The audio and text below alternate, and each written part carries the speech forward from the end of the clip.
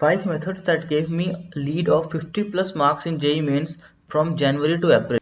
तो जैसा कि इस वीडियो का टाइटल है, इस वीडियो में हम डिस्कस करेंगे वो 5 मेथड्स, वो 5 स्ट्रेटजीज जिनकी मदद से मैं 50 से भी ज़्यादा नंबर बढ़ा पाया जनवरी से अप्रैल के एग्जाम में।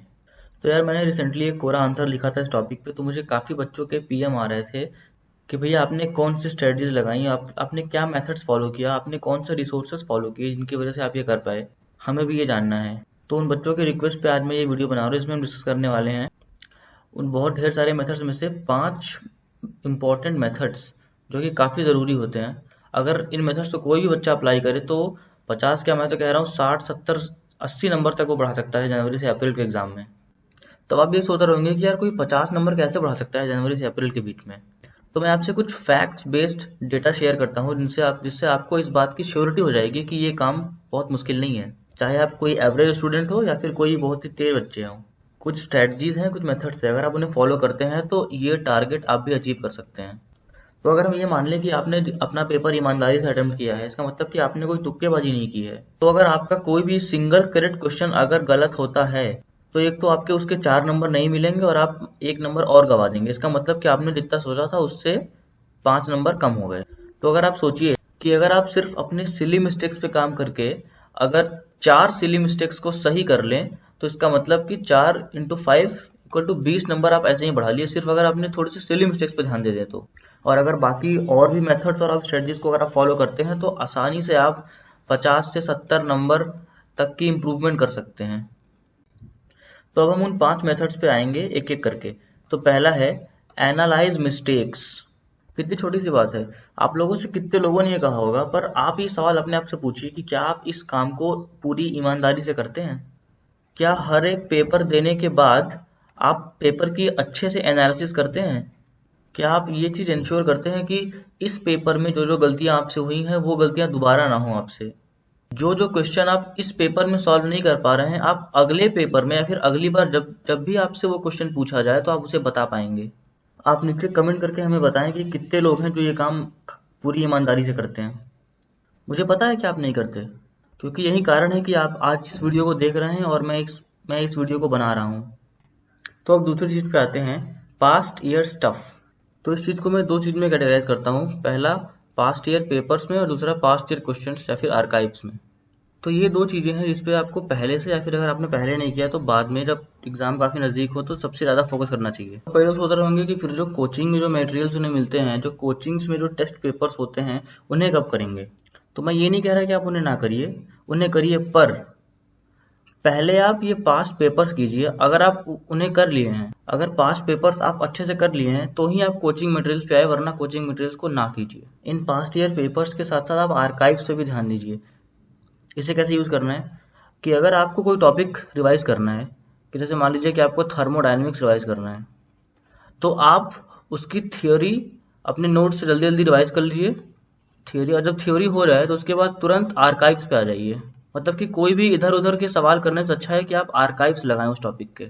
तो ये एक चीज़ है पास्ट ईयर स्टफ जो मैंने किया था और जो आपको भी करना चाहिए, जिससे आप अपने नंबर बढ़ा सकते हैं अगले एग्जाम में। तो अब हम तीसरी चीज़ पे आते हैं जिसे मैं कहता हूँ द टाइम लिमिट स्ट्रेटजी। तो इसके अंदर मैं क्या करता था कि मैं अब से जो भी क्वेश्चन करूँगा मैं उस पर मिनिमम 5 और मैक्सिमम 10 मिनट दूंगा। इससे ज़्यादा समय मैं किसी भी क्वेश्चन पर नहीं दूंगा। अगर उतने समय में वो क्वेश्चन मुझसे बन जाते हैं तो ठीक है, और अगर नहीं बनते तो मैं उस क्वेश्चन के सोल्यूशन को देख के उससे जो मुझे सीखना है वो मैं सीख के आगे बढ़ूंगा। तो मैं 5 मिनट सिंगल करेक्ट क्वेश्चंस पे देता था और 10 मिनट मल्टीपल करेक्ट या फिर इंटीजर टाइप और दूसरे टाइप के क्वेश्चंस पे देता था, क्योंकि एग्जाम में मुझे हर क्वेश्चन पे 3 मिनट ही मिलेंगे। तो मैंने शुरू ऐसे किया कि मैं शुरू में कोई भी क्वेश्चन करूंगा तो उस पर 5 से 10 मिनट तक दूंगा, और आगे जाते जाते मैं अपनी एफिशिएंसी और बढ़ाऊंगा, और फिर कोई भी क्वेश्चन आएगा तो उस पर मैं सिर्फ और सिर्फ 3 मिनट दूंगा, उससे ज़्यादा नहीं दूंगा। क्वेश्चन हुआ तो ठीक, नहीं हुआ तो उसके सोल्यूशन देख के मैं आगे बढ़ जाऊंगा। तो ये एक काफी इंपॉर्टेंट स्ट्रेटजी है जो सबको फॉलो करनी चाहिए, क्योंकि इस स्ट्रेटजी से a sense of time limit आ जाता है आपके अंदर। फिर अगर आप ऐसा करते हैं 1 महीने तक या फिर 2 महीने तक, तो ये जो आप गलती करते थे पहले कि आप किसी भी क्वेश्चन में ज्यादा समय दे रहे हैं, किसी क्वेश्चन में कम समय दे रहे हैं, तो ये जो टाइम डिस्ट्रीब्यूशन है वो आप आसानी से हैंडल कर पाएंगे अगर आप इस स्ट्रेटजी को प्रैक्टिस करते हैं। तो अब हम अगले पॉइंट की तरफ आते हैं, जो है एब्सोल्यूटनेस ऑफ राइट सोर्सेस। तो इसमें दो चीजें हैं, पहली है एब्सोल्यूटनेस और दूसरी है राइट सोर्सेस। तो आप जिन सोर्सेस से पढ़ रहे हैं वो सोर्सेस सही होनी चाहिए, वो सोर्सेस जेई के पॉइंट ऑफ व्यू से रेलेवेंट होने चाहिए। आप कोई भी रैंडम सवाल नहीं लगाएंगे, खास करके आखिरी समय में जब आपका एग्जाम सिर्फ 1.5-2 महीने बाद है। आप सिर्फ वही सवाल लगाएंगे जो जेई में पहले आ चुके हैं या फिर जिनका ट्रेंड उनसे मिलता है। जैसे कि अगर आपको आपका कोई टॉपिक रिवाइज करना है तो पहले आप उसकी थ्योरी जल्दी से अपने नोट से रिवाइज करेंगे और उसके बाद उस टॉपिक में मास्टरी करने के लिए आप आरआरबी लगा सकते हैं।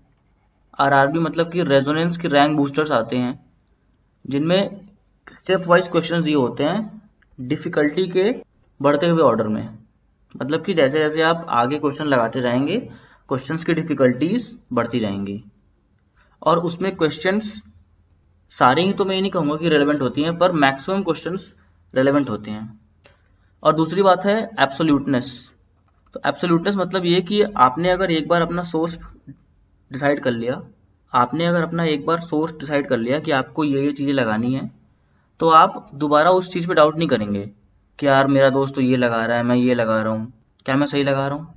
इस चक्कर में आप अपना कितना समय बर्बाद कर देते हैं। मैंने कई बच्चों को ऐसा करते हुए देखा है। इससे ये होता है कि 2-3 सोर्सेस उनके नज़रों में होती हैं और वो एक भी ढंग से नहीं करते। आप जरा खुद से सवाल पूछिए कि अगर आप कोई एक सोर्स अच्छे से नहीं कर रहे हैं तो क्या आप उस टॉपिक में मास्टरी कर पाएंगे? नहीं, ऐसा बिल्कुल नहीं होगा। तो इस गलती को अवॉइड कीजिए और इस पॉइंट पे स्टिक रहिए।